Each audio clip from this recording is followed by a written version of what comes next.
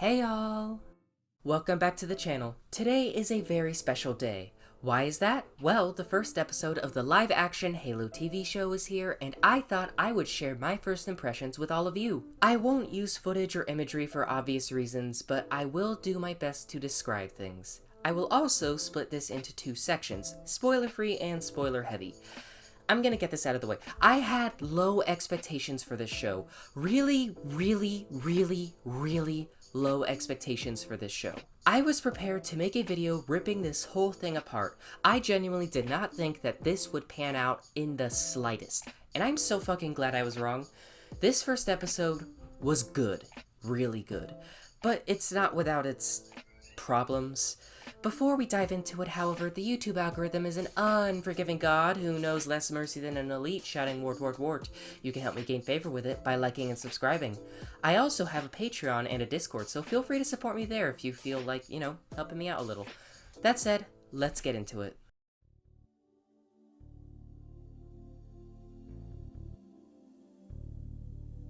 So, first and foremost, I will give you my spoiler-free opinions on the story so far.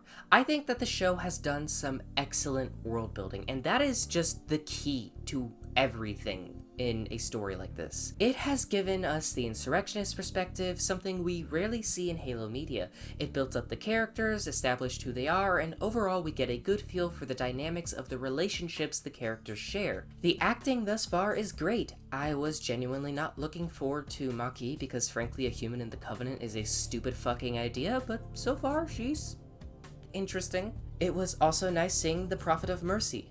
The CGI is decent. There are definitely moments where it felt clunky, but that's fine. It didn't take away from the experience. I think that the practical effects, props, outfits, and really everything visual was absolutely amazing. Especially the stuff that wasn't CGI, and really that's like practical effects, I already said, whatever. The Mjolnir armor is stunning, and I can tell that a lot of love and care went into making it. The camera work is mwah, gorgeous. And shout out to Pablo Schreiber. I am so sorry if I am mispronouncing his name. He does such an amazing job as the Chief, and his acting really stood out to me. He managed to carry himself as the Chief and simultaneously deliver the human element that we don't see that often outside of Halo Infinite and Halo 4. Now, time for spoilers, so if you want to see the first episode spoiler-free...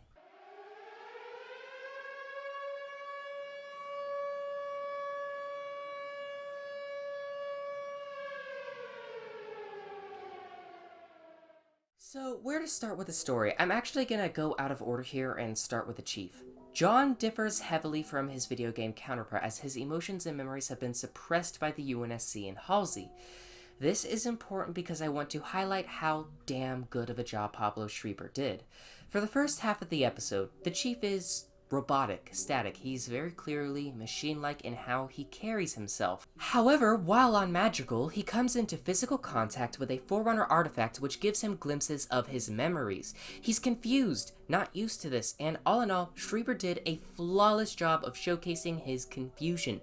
The body language he makes use of, and how he speaks, how he carries himself after touching the artifact is just amazing. And body language is an essential part of how a Spartan emotionally communicates to the audience. Halo 4 is an excellent example, and even Halo 3 to a limited extent. Halo Infinite especially stands out to me. We see how Spartans change their body language in the books as well. As an example, Kelly pivoting from foot to foot when she's uncomfortable in Ghosts of Onyx. All in all, I appreciate this key attention to detail. However, I don't agree with some of the Chief's actions towards the end of the episode. I'll get to that in a bit.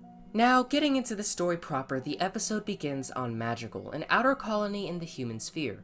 Rich in resources, Magical contains resources and materials vital to the fueling of ships, and of course, the making and trafficking of illegal substances. We see an encampment of insurrectionists having drinks, playing card games, and telling stories. Their culture and spirit is so present here, and I love it. Halo's insurrection is one of the gray areas in the canon lore because both sides have valid points but do awful things.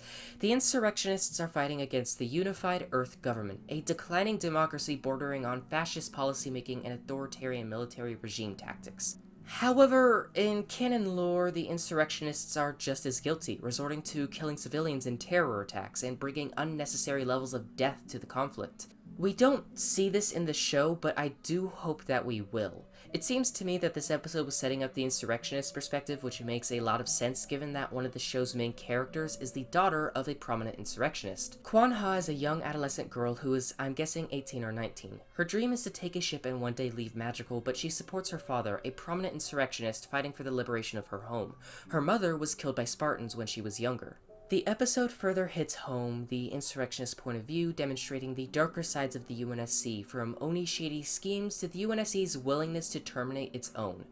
I do hope, however, that in future episodes we also see the better elements of the UNSC, because it can also be a force for good just as much as it is for evil. Kwan Ha's whole world is turned upside down when Sangheili warriors from the Covenant who came to Magical to excavate holy relics stumble upon her home. The Madrigalians, as I'll affectionately nickname them, attempt to defend themselves, but it's hopeless. Their weapons are old and outdated by centuries, using AKs from the 20th century. Their only armed vehicle is a civilian pickup truck with a stolen and worn UNSC HMG bolted onto its back.